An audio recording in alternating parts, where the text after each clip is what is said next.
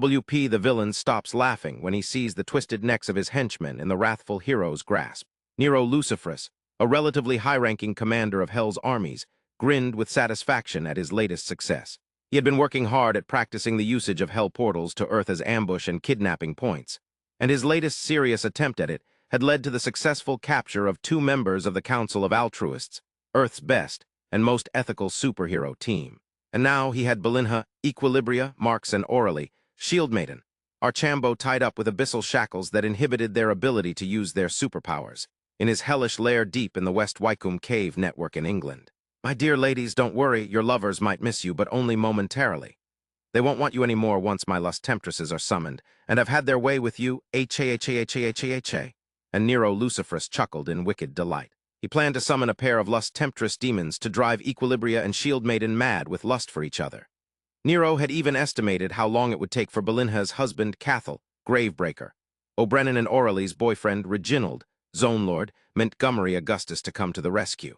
He had timed it so that the heroes would arrive to see their loved ones maddened with lust and doing unimaginably perverted things to each other. Such a move, Nero calculated, would cause the male superheroes to go mad with grief and the 2 captured superheroines to be broken from shame. It would likely also create a crack in the otherwise unbreakable rapport and camaraderie that kept the Council of Altruists operating flawlessly.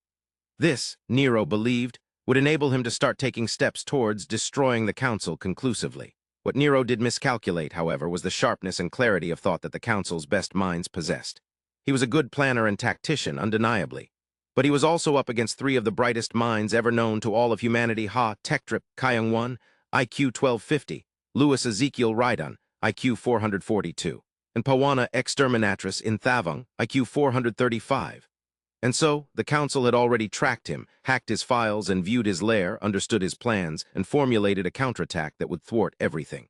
The portals from Hell opened, and Nero, still inscribing runes on his parchment to prepare a destroy willpower curse to weaken Equilibria and Shield Maiden, didn't even turn around as he said with cruel cheer, "Ah, temptresses, you're here, hold on a moment, I'll soon have this destroy willpower properly inscribed," and then EEK / snap / oo AARGHH / snap.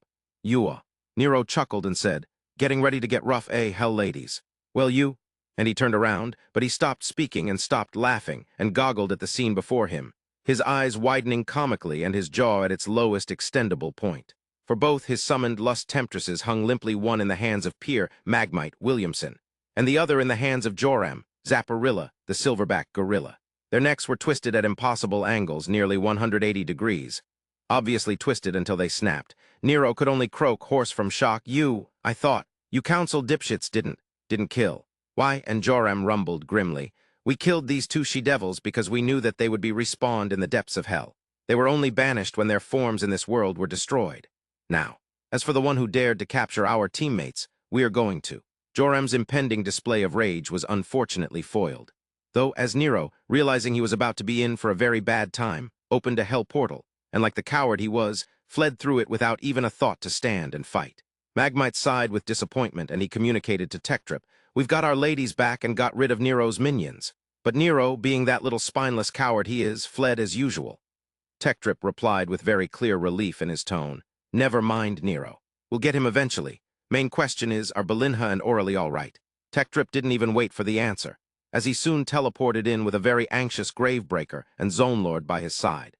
He took out his medical bioscanner array, and running scans on both ladies revealed that other than slight embarrassment at their capture and towering hatred at Nero for his audacity, they were otherwise fine.